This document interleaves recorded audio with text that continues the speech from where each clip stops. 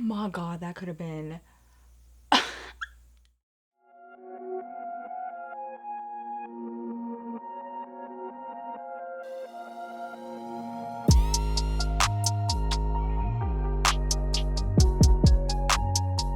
Hey, best friend! What is up, my beautiful Glamazon? Welcome back to my channel and welcome back to my career series. As promised, I do have a part 2 and part 3, maybe part 5. All kinds of parts are coming for you guys. As long as you guys have questions, I got answers. If I got answers, I will make a video. So this is the second video in my career series. In today's video, I'm going to teach you guys how to write a resume with little to no experience. I get this question all the time. Now, this video is not guaranteeing you that if you make this exact resume like I say you should, that you're going to get the job. Okay, let's just start there, girlfriend. These are merely my tips and tricks that I have learned along the way. I have had my resume in front of many different individuals and in many different industries, so I believe that I have a good idea of how to put a pretty good resume together. If you guys have any questions about my previous experience, the different industries that I've worked in the past, I will link my video right here and down in the description box below for you guys. I'm going to treat this video as though I was going to be the person that was watching it, because I was that person. I was always looking for somebody to help me build a resume, and honestly, I was really lucky to have my mother helping me, and my mother actually happened to be an HR director for many years, so she was able to pass down a lot of knowledge to me. Also, in my time in these different industries, I was able to work very closely with different HR directors, different hiring managers and recruiters. I was able to pick up a few tips from them as well. So in this video, I'm going to be compiling all of those things, but I'm not going to stop there, because again, girl, I was you, okay? The biggest question to me in the beginning when I first started out was, how do I write a resume? Everybody keeps telling me I need a resume. How do I do that? What do I put on it? Where do I even start? I, like you, girl, started Googling and trying to, get an idea of how to do this. And there were so many, synopsis and summaries, and this is how you should do it and blah, blah, blah. But I'm not that type of person. I'm very visual. I'm very hands-on. So if you're anything like me, this video is for you, because I'm actually going to scoot over a little bit here and I'm going to be showing you guys how I write a resume in real time. I have not practiced this. We're going to create a resume together. Okay, how about that? So the whole point of this video is just to give you guys an outline or a template pretty much of how to put together a resume.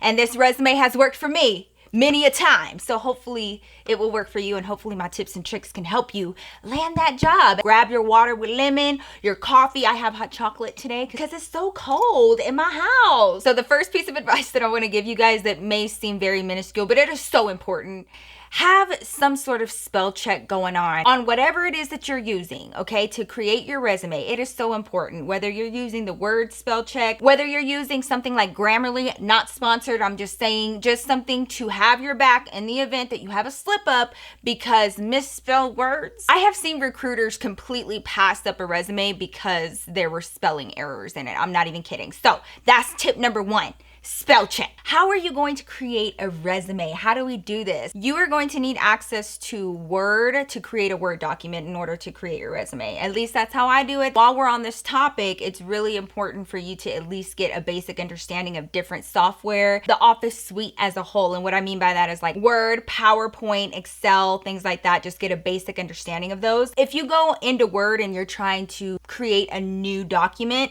they actually have different templates, which is what I'm showing you guys here. So for example, these are the templates that Word already has, just a general basic template for you to use for different things. But what we're focusing on today are the resume templates, because I just wanted to let you guys know that something like this does exist, where you're not just starting with a blank piece of paper. So on here, what I'm seeing are 2 different types of resume. We have a simple resume here and a resume template here. So this is the template that it brought up. So it's a very general template. Tip number 2: keep your resume simple. The simpler, the better, okay? The less that you have on your resume, the better. And I know that that seems counterintuitive, but just trust me, girl, I got your best interest at heart. You do not want to have your resume so unbelievably cluttered, because then that makes it hard for the recruiter or the HR director or the hiring manager, whoever it is looking at your resume, to find the keywords that they're looking for, to find the skills that you have, to find your experience. A recruiter or a hiring manager manager spends an average of 6 seconds per resume. They are skimming, they are not reading. 6 seconds, that's all you got. So you want to make it simple. Tip number 3, which I think is extremely important. The more conservative the industry, the more conservative the resume. Okay, so let's look at this template that we have here that's just on Word. I like this layout just because there is a lot of white space. Yes, white space is a good thing because it helps the recruiter hone in on specific keywords. But I'm definitely going to be tweaking these different paragraphs and these breaks. But for the most part, I think I'm probably going to keep this the same. So let's get started. Okay, so we're just going to get started very simple with our name. Okay, stop playing. Now we're going to go on to this area here where it says, address, city, state, zip, all of that. So this is actually your contact information that you want them to have in order to contact you if they're interested in an interview. So right here it says street address, city, state, zip. No. They don't need to have your address right off the bat. Okay, so we're actually just going to take that away. That's a no. And I actually don't like the placement of where they put the contact info. So what I'm gonna do, now on to tip number 4 that I have for you guys is to pay attention to your font and your font size. If you choose a point size that's too small, it makes it seem very crowded. And if you choose a point size that is too big, it makes it seem like you are trying to bamboozle somebody and you don't have enough experience to fill up the page. So a really good rule of thumb is to be between 11 and 12 points on your font. Keep your font simple. So I'm talking Times New Roman, I'm talking Arial, I'm talking Calibri. Let's keep it simple.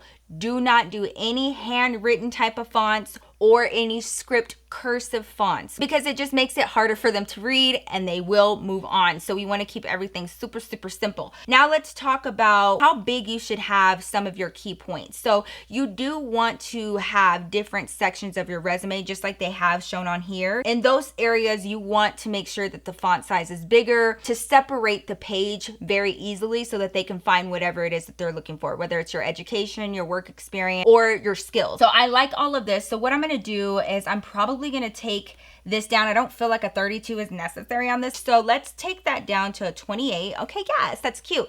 So now what I'm going to do is I'm going to bring this down, and instead of providing my whole address and all of that, all I want to provide the means in which they need to get a hold of me if they're interested in an interview, which is via email or via phone. So I'm actually going to just go right below my name, and keep in mind your point size. So I'm going to take this down to a 12, okay? Because I don't need it to be as big as my name. Go ahead and put in our phone number. Okay. Now, remember with stuff like this, you want to put the dashes. You want to be grammatically correct in every single fashion, okay? Next is going to be your email, all right? So, yahoo.com or whatever it is that you use. Okay, great. Look at you! You just got the first portion of your resume done. Good for you. Okay, let's move on. Now we have this area right here that they have titled Objective. And some people like to add this area to their resume. I feel like I did for a short period of time. After a while though, I just found that that area could be used for something better, and I wanted to really just make it easy for them to find my skills and what I could bring to the table. Also, a really good thing to keep in mind, humans are not skimming through these resumes as they used to in the past. Now recruiters have software that your resume goes through, and it literally scans your resume for keywords that they're looking for. So you want to make sure that your resume is optimized with that software. Instead of doing a whole objective summary that someone's gonna read in its entirety, I decided to actually put keywords. So what I mean by that is, if you could just pick out a few words that you see in job postings and what they're asking for. What are some words that you see pop up over and over again? Those are the words that you want to put on your resume. So what I think of is professional, okay? And what I'm gonna do is I'm gonna keep all of this in caps. I know that this sounds crazy, but it works. You can count on me to be professional. And in almost every job posting that I've ever seen, they want somebody who's what?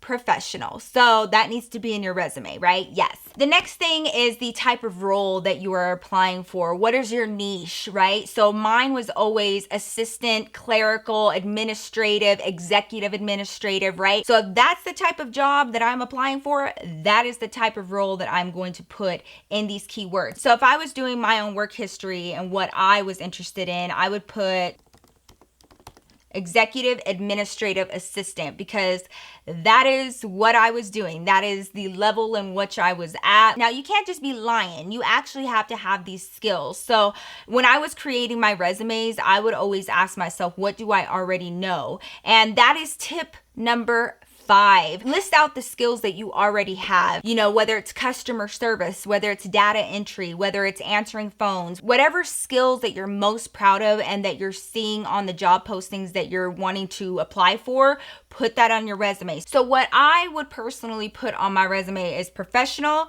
executive administrative assistant, data entry, and payroll. These are the words that I most often see in the job listings that I'm looking at in the niche in which I'm applying for. Does that make sense? So I did let y'all know that this video was for those of you who have little to no experience. So in this area of your resume, what could you possibly put on there if you are right out of high school, or if you're in high school and you don't have any prior experience? What do you put here? Number 6, if you don't have prior experience working, you are going to have to make up for that lack of work history with any information in regards to any fundraisers that you've put together, any volunteer work that you've participated in. Instead of putting previous work experience here, this is where you would put your volunteer efforts, whether it's babysitting, dog walking, anything that you've done in the past that shows your work ethic. Now, I'm gonna say this, you cannot expect to have anything on your resume if you are not willing to actually step out and do something. You have to be volunteering. You have to be trying, gathering skills somewhere. So you can't, it's not going to do you any good for you to say, oh my God, I don't have any experience. I don't have anything to put on my resume.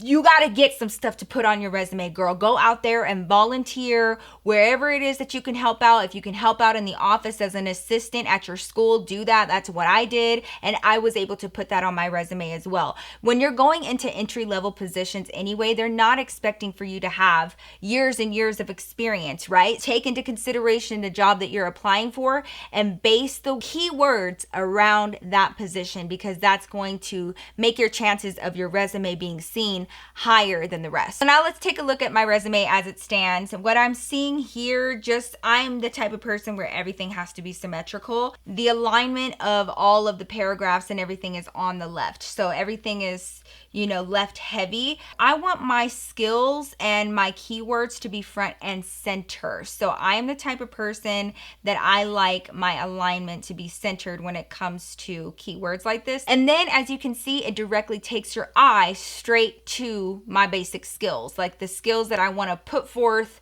for this job. It's right there. Next, we have skills and abilities. And honestly, I can appreciate this. It's very much needed on your resume, but not in this area, in my opinion. We have to get into the meat and potatoes. So we're going to keep this here at experience. I like this because, it's very clear what you're about to get. Dates from and to. So this is very important because this is going to tell the employer or whoever's looking at your resume about your work history, the longevity in what you've worked with a certain company, and whether or not you've had a break in your work history and why. So I've been told this by more than one HR director. They prefer for your resume to fit on one page. And if for some reason your resume extends to 2 pages, that's fine. Please do not do double-sided though, okay? You want to do 2 separate pages if you have more than one page of your resume, okay? And I've had that happen accidentally. It'll spill over to the second page. It's no big deal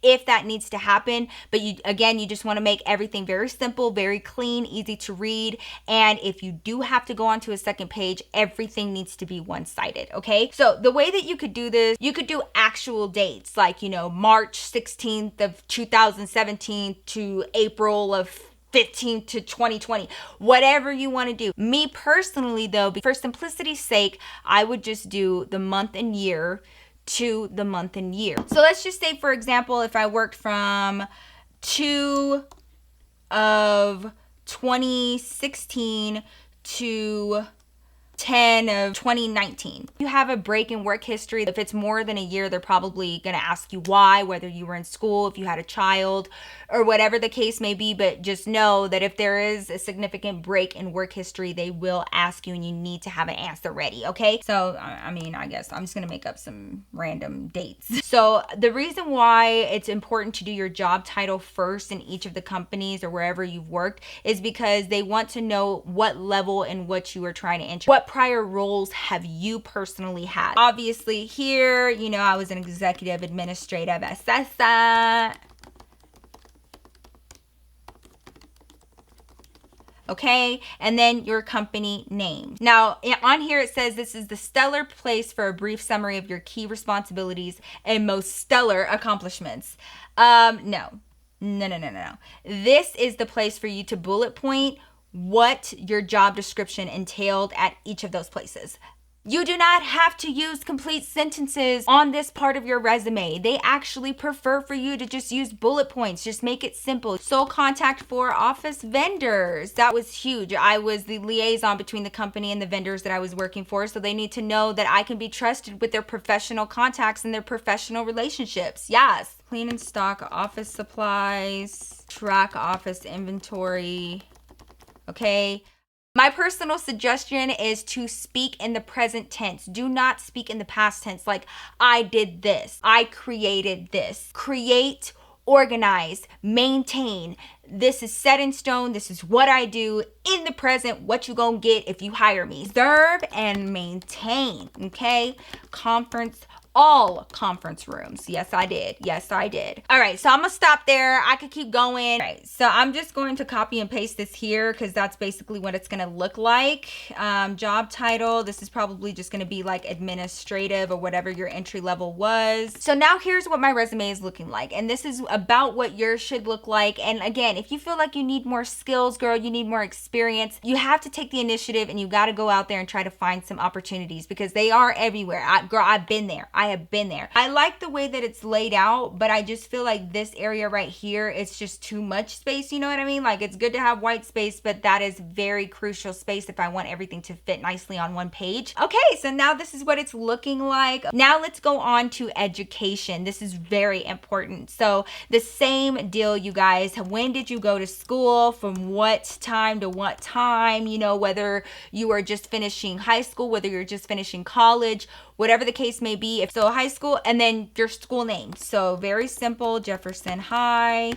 I did not go there. I'm just putting this on here for whatever's sake. So that's what you're going to do, girl. You're going to do that all the way up until whatever, you know, form of education that you have. This template has communication and leadership be the next portion of your resume. Now, for those of you guys that are coming into this, that are creating this resume from scratch and you have very little experience, this is actually perfect for you. This part of my resume, for me, I usually showcase my skills. And what I mean by that is I would list off the different suites that I had basic understanding or intermediate understanding of, my keystrokes, my words per minute. Were you president of like the book club like I was? That's where you're gonna put where you volunteered, what your role was in that, like anything that showcases your leadership skills, your work ethic, all of that, you're gonna put that here. All right, you guys, so here is what my resume is looking like in its entirety from start to finish. Again, I just wanted to give you guys a simple overview of some basic tips and tricks that I have learned along the way of how to create a resume that's going to fit your niche and what's going to get in front of a hiring manager and help you get that job that you really, really want. It is not as hard as everyone makes it seem, and I feel like it's just a bigger monster in our head than it really is. I wanted to give you guys a brief synopsis and kind of like an outline